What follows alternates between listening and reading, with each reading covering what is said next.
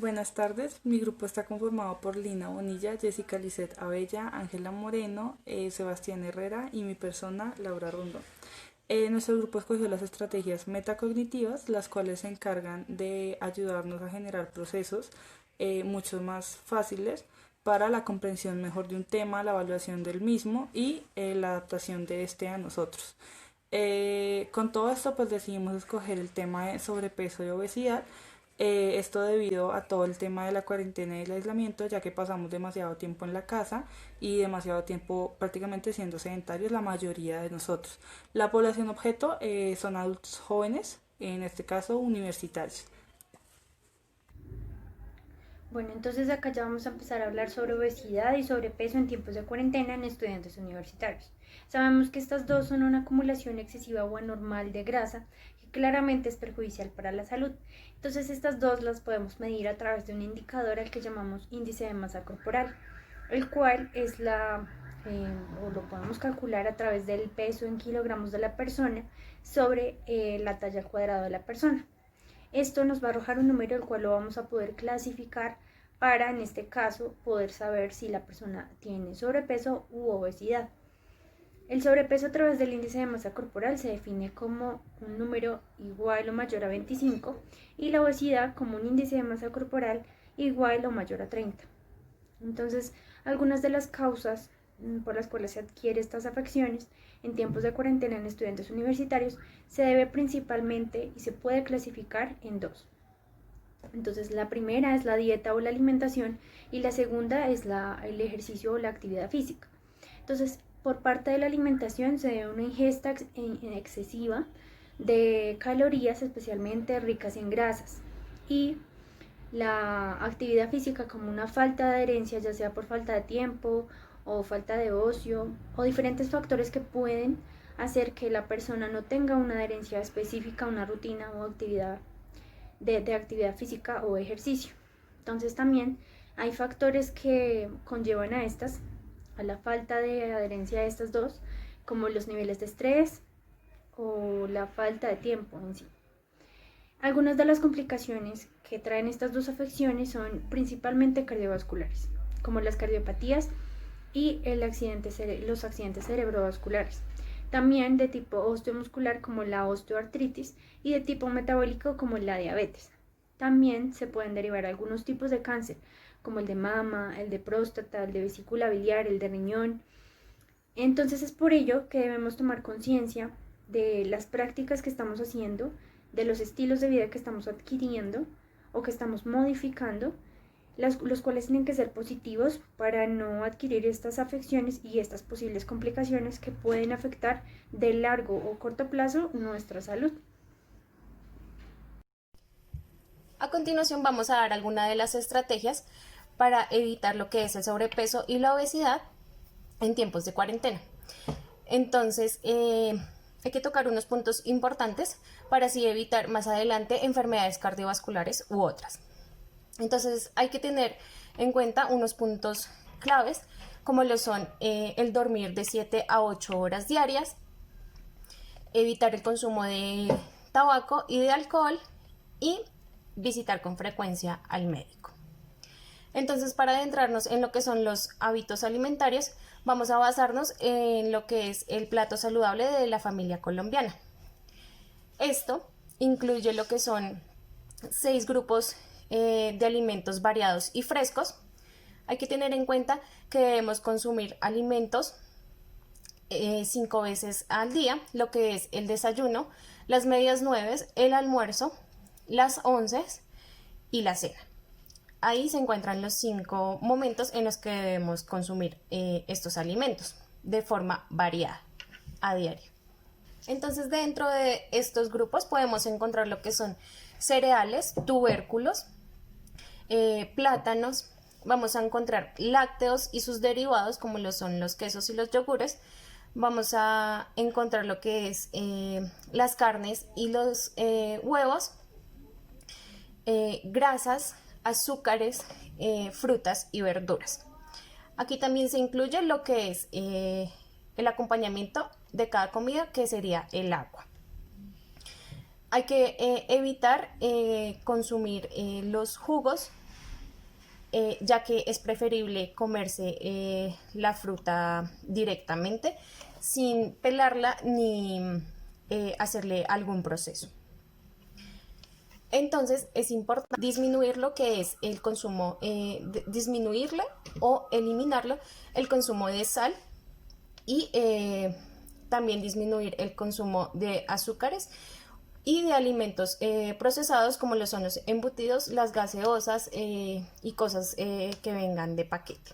Hay que evitar también lo que son los ayunos prolongados, ya que pues el cuerpo necesita su aporte alimenticio constantemente. En cuanto a lo que es la actividad física, entonces es recomendable caminar o realizar algún deporte más o menos 30 minutos al día.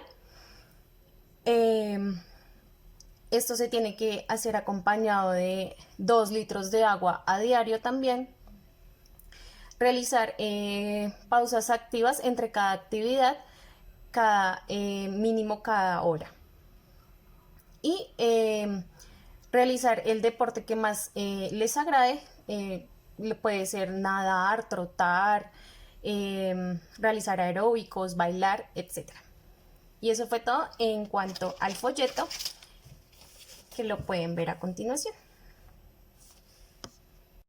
Entonces, mediante este folleto vamos a tocar unos puntos importantes, como lo son los hábitos saludables en tiempo de cuarentena para así evitar lo que es el sobrepeso y la obesidad.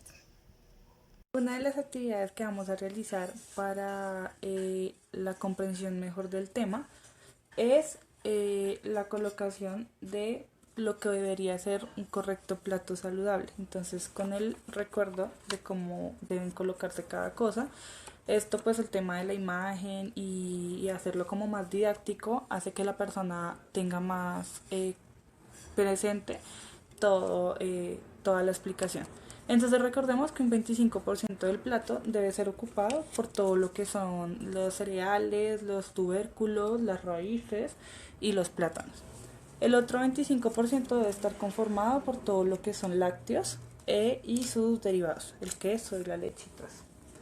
El otro 25% debe estar ocupado sobre todo por frutas y verduras. Como ya sabemos, es parte fundamental de nuestra nutrición. Un 15% debe estar ocupado por todo lo que son las proteínas. Las proteínas, las cuales son lo que es la carne, los pescados, el pollo, toda la alimentación así. Luego está un 5% que debe estar conformado por todo lo que son las grasas pues saludables, en este caso el aguacate, por ejemplo. Y el último 5% debe estar conformado por las azúcares. Todo esto acompañado de un delicioso vaso de agua. Kahoot es una plataforma didáctica que nos puede servir para medir el conocimiento que trae una persona antes de realizarle la exposición frente a un tema. También nos puede ayudar a medir el conocimiento que la persona se lleva después de hacerle una exposición o una charla educativa. Kahoot nos puede ayudar a medir también la integralidad de los conocimientos que una persona hace después de realizarle una charla educativa. A continuación está el ejemplo de un Kahoot. Lo primero que hacemos es esperar a que el código o el PIN del juego salga para ingresarlo. Lo ingresamos en nuestros celulares. Empezamos.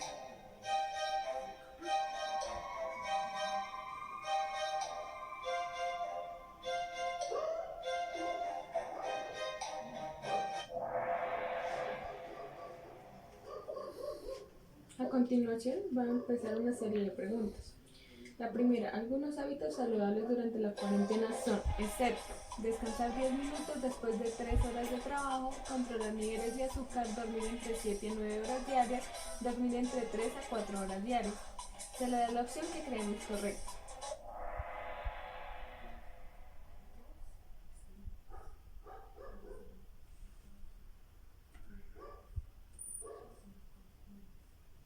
Reducir el consumo de grasas ayuda a reducir el riesgo de sobrepeso. ¿Falso o verdadero?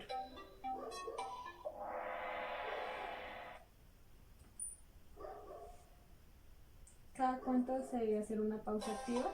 30 minutos, 3 horas, 40 horas, no es importante.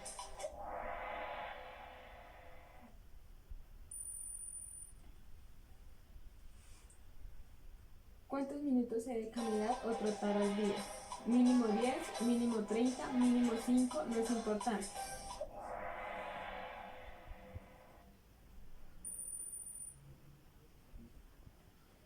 ¿Cuántas comidas principales son? De 2 a 3, de 1 a 2, de 9 a 10, de 3 a 5.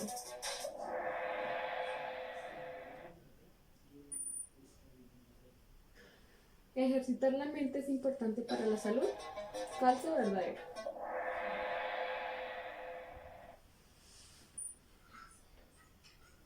¿Cuánta ración de fruta y verdura deben consumirse a diario?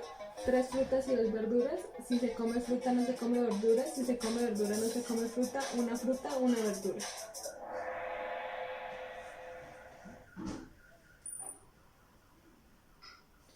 ¿Cuál es la cantidad de azúcar recomendada para el consumo por la OMS?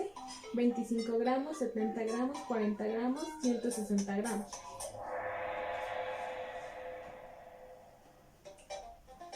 Al final, la plataforma evalúa a las personas o a las primeras 3 personas que quedaron.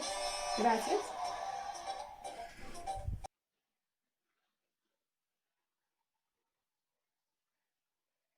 Bueno, entonces vamos a hacer una actividad que se llama entrenamiento de memoria y pues básicamente consiste en relacionar los conceptos con ciertos tipos de imágenes.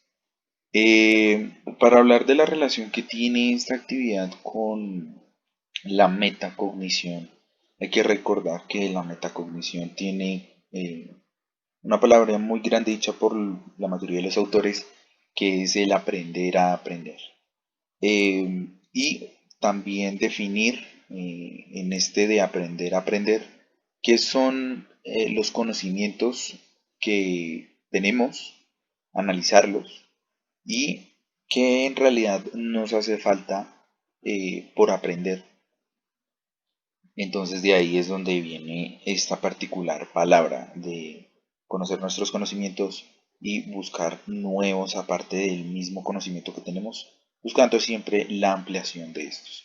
Entonces en relación siempre vamos a tener un concepto al lado izquierdo donde reconocemos ciertos conocimientos que poseemos ya y al lado derecho donde los llegamos a relacionar. Concepto que obviamente que no se llega a conocer, que no se llega a conocer muy ampliamente en realidad, pues se llega a evidenciar o a criticar nuestro propio conocimiento de que debemos reforzar, por ejemplo, el conocimiento frente a alimentos ricos en carbohidratos en este sentido, o qué otro tipo de sustancias, aparte del alcohol y cigarrillo, nos pueden llegar a causar enfermedades como la obesidad, el sobrepeso, obviamente, o enfermedades cardiovasculares relacionadas con el sobrepeso y otras enfermedades crónicas no transmisibles, por ejemplo.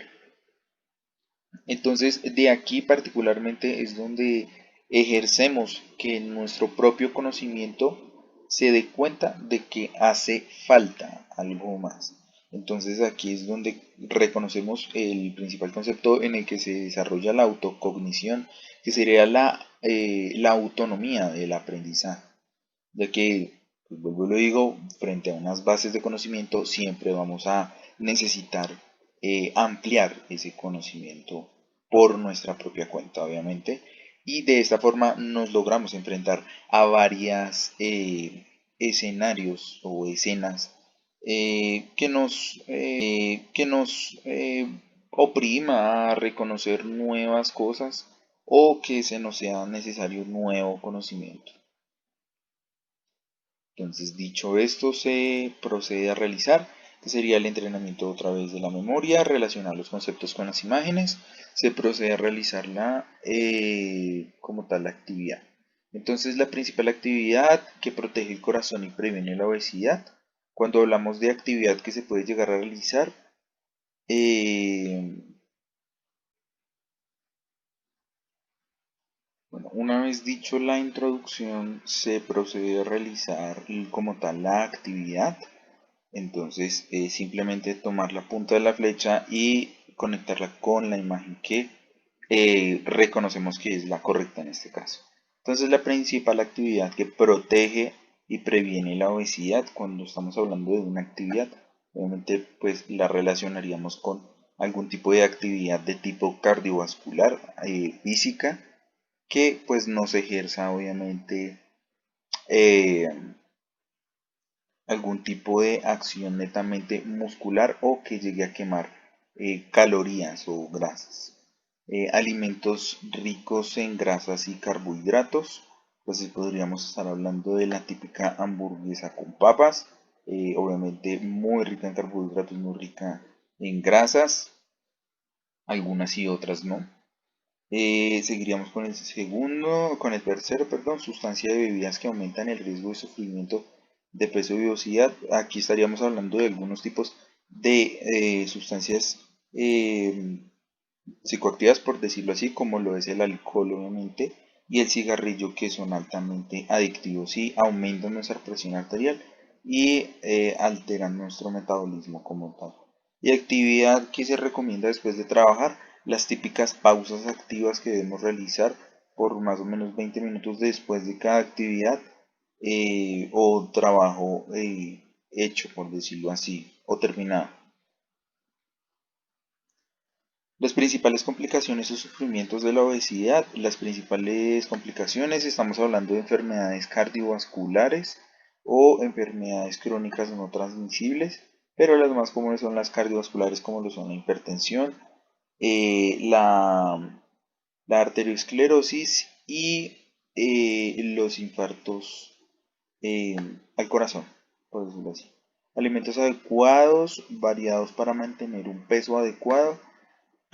Cuando hablamos de estos tipos de alimentos, hablamos de alimentos que sean de tipo carnes en bajas cantidades, proteínas, no fritas. Se recomienda alimentos vegetales, frutas que sea bajo en azúcar obviamente y pues acompañado siempre con un vaso de agua. Típicamente como lo es eh, el plato colombiano, si no estoy mal, creo que se llama así. Actividad que nos ayuda a controlar nuestra glucosa sería en este caso la glucometría o la toma de la glucometría autónomamente, que nos permita pues obviamente saber si nuestros niveles de glucosa son adecuados y sobre todo si somos un paciente de tipo diabético o hipoglucémico. Principales alteraciones que nos causan al consumir alimentos ricos en grasa.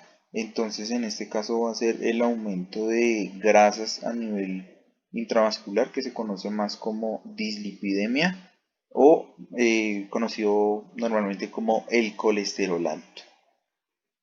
De esta forma pues podremos reconocer que hay algunas actividades que en la realización se me puedan llegar a dificultar y pues yo aquí puedo evidenciar que por ejemplo me falta aprender un poco más sobre nutrición, sobre todo si yo sufro de algún tipo de sobrepeso y qué tipo de alimentos debo consumir y cuáles son los adecuados a diario.